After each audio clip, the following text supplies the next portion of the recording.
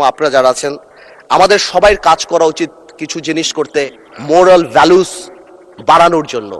আমি শুনেছিলাম এখানে শিক্ষামন্ত্রী ছিলেন, একবার বলেছিলেন বিভিন্ন ল্যাঙ্গুয়েজের কোর্স করানো হবে। আমি মনে করি একটা স্কুল অফ গাইডেন্সও থাকা উচিত। We lack heroes. আমরা কাদেরকে হিরো বানাবো? প্রায় আমরা হযরত মুহাম্মদ সাল্লাল্লাহু আলাইহি ওয়াসাল্লামের কথা বলি, আমাদের মুশকিলে, আমাদের রাজনৈতিক মুশকিলে আমরা যদি পৃথিবীর সর্বশ্রেষ্ঠ মানব নবী করিম সাল্লাল্লাহু আলাইহি ওয়াসাল্লামকেই ফলো করি, চার খলিফাই করি, সমাধানের সাথে সাথেও একটা ডিভাইন ব্লেসিং আমাদের থাকবে ইনশাআল্লাহ, এবং আল্লাহ তাআলা আমাদেরকে কোনোদিনও বিপদে ডেকে নিতে দেবে না। শেষ কথা একটা বলে যাই, অনেকেই আওয়ামী লীগ নিয়ে কথা বলে, আওয়ামী লীগের ফিরে আসা নিয়ে কথা বলে।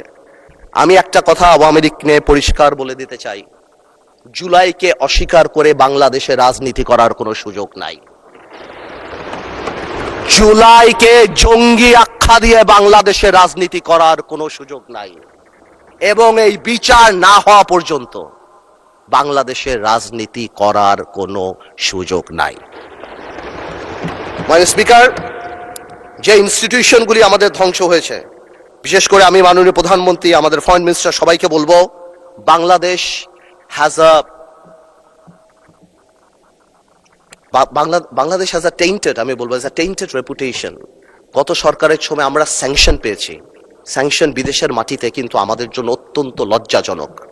আমি আমার তরফ থেকে বলবো, এই র্যাবের প্রতি স্যাংশন, অর্থনৈতিকভাবে যেই জিনিসগুলি হয়েছে, যেভাবে আল জাজিরাতে আমাদের রেপুটেশন, আমাদের ব্যাংক লুট থেকে আরম্ভ করে and all Sheikh Hasina's man, এবং তারপর যেভাবে একটা মন্ত্রীর 700 বাড়ি, আমার মনে হয় এই জিনিসগুলিকে আমাদের রিকাভার করার জন্য আমাদের এনাফ কাজ করা উচিত।